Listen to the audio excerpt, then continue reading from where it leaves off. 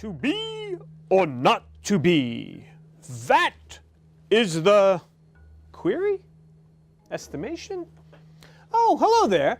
I'm just rehearsing for an upcoming show. And it's a good thing the show isn't today, because I'm still learning my lines. You see, my director explained that there are a lot of steps that happen before it's showtime. First, I learn my lines in practice, then I perform them. In today's episode, we're going to talk about the learning zone and the performance zone.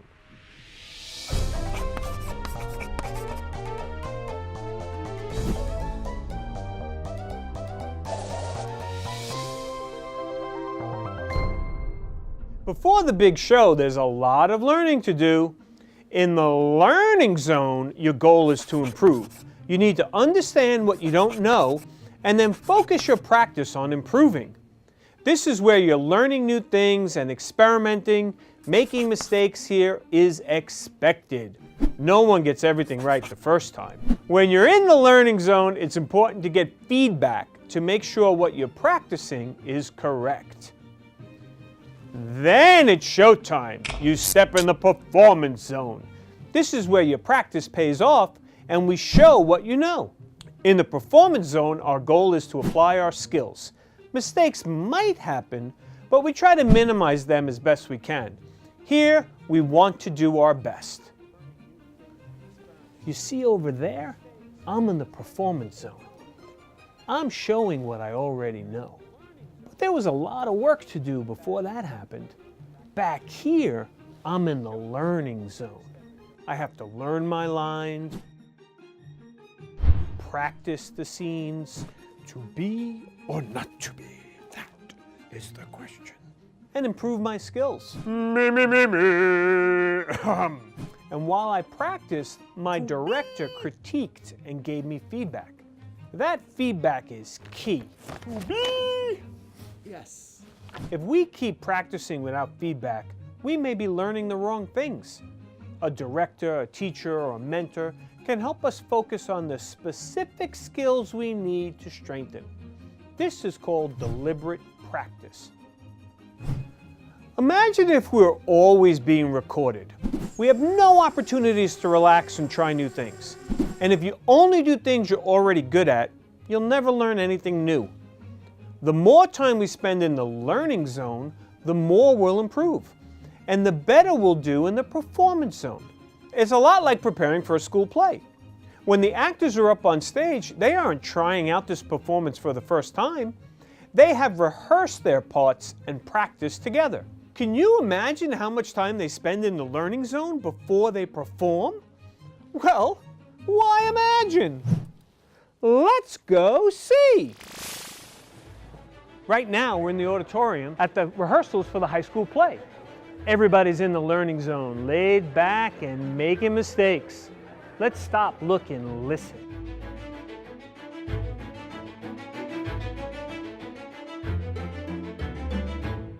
What is performance like?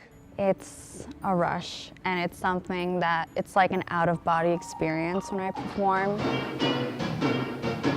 Is the learning and rehearsal process fun? So much fun. It doesn't even feel like work for me. Literally, you just play around. It's pretty much like a playground. How long do you rehearse when you get a part to opening night?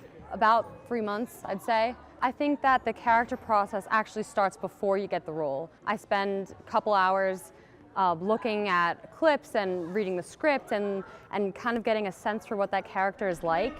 That's right, Mr. Strogan. This is the committee.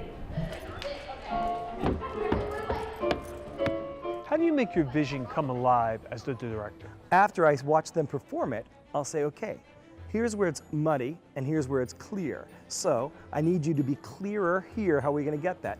When he tells us something, the scene always comes together like that. Oh, Vernon, you make me scream! You just make me scream! Then show me what's in it. Why is feedback important? There's one day, especially a couple of my friends and I, we were practicing. They were all kind of giving me feedback. I was kind of like swinging my arms a little and like I would stand kind of like this and she stands like this. It seems you have made a very good impression on our new superintendent. So it sounds to me they were very specific in their feedback. Was that helpful? once you're actually doing the performance, it helps because you think about those little things while you're on stage, and it just becomes like part of like the routine. What's the worst thing that ever happened to you on stage? Well, when we did the Miracle Worker, I was wearing a long skirt. And in the last show, my skirt fell off. Do you recall when Katrine's skirt was falling off? I recall it very well. It was not a comfortable moment. Did she rehearse that? No, my gosh, no. It's less trouble for you to feel sorry for her than to teach her anything better. How did you deal with it? I just say, okay, this is what's happening. Just gotta deal with it. How do you attribute her ability to do that? Rehearsal, for sure. You wouldn't have the brain matter to give to what am I going to do about this if you're still thinking on the fly about what's happening in the scene. So she kept that skirt on and won, but that was strictly because she was prepared. I'll begin this minute. So what do you say after the first performance?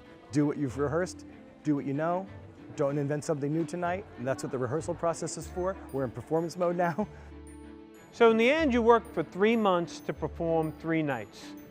Was it worth it? If we had the show last week, we probably would not have been ready at all. There were sets missing and pieces of character development that were missing that I needed to work on and I still need to work on. So it's definitely like a long process, but I love it. It's so rewarding. The moment that you walk on stage and there's people watching you and you're here and you're giving them like some joy and some happiness, like it makes it all worthwhile. But this girl ain't fine.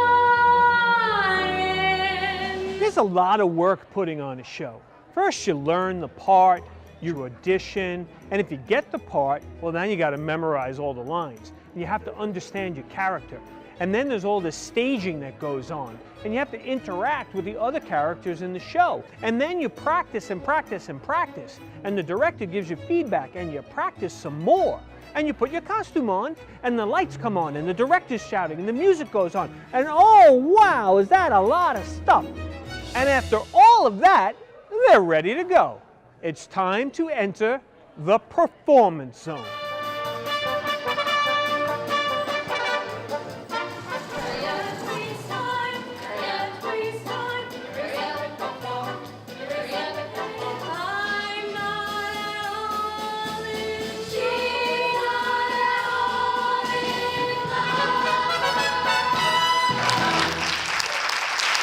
Well, that show was a great success. Those performers helped showcase the difference between the learning zone and the performance zone. Even if you're not on stage, the learning zone and performance zone are still important. We've all taken tests in school. Assessments are kind of like performances. You're showcasing what you know, and at the end, you get a grade on your performance. Well, imagine taking a test before you learned any of the material. That wouldn't work at all. So first, we go to school, we try things out, we make mistakes, and then we learn from them. And then once we've mastered the skill, we shift our focus from the learning zone and we take the test. The performance zone helps us identify our strengths and showcase our mastery. The learning zone helps us grow neurons and learn new skills. They're both an important part of growing, and it's vital to recognize when we should be in the learning zone and when we should be in the performance zone. Oh, speaking of the performance zone, I think it's time for my big moment. To be or not to be, that is the question. Whether it is nobler in the mind to suffer the slings and arrows of outrageous fortune, or to take arms against them in a sea of troubles, and by opposing end them, to die, to sleep no more. And by a sleep to say we end the heartache and the 1,000 natural shocks that flesh is heir to. 'Tis a consumption devoutly to be wished, to die, to sleep, perchance to dream. Ah, there's the rub. For in that sleep of death, what dreams may come, when we have shuffled off this mortal coil, must give us pause. There's the respect that makes calamity of so long life.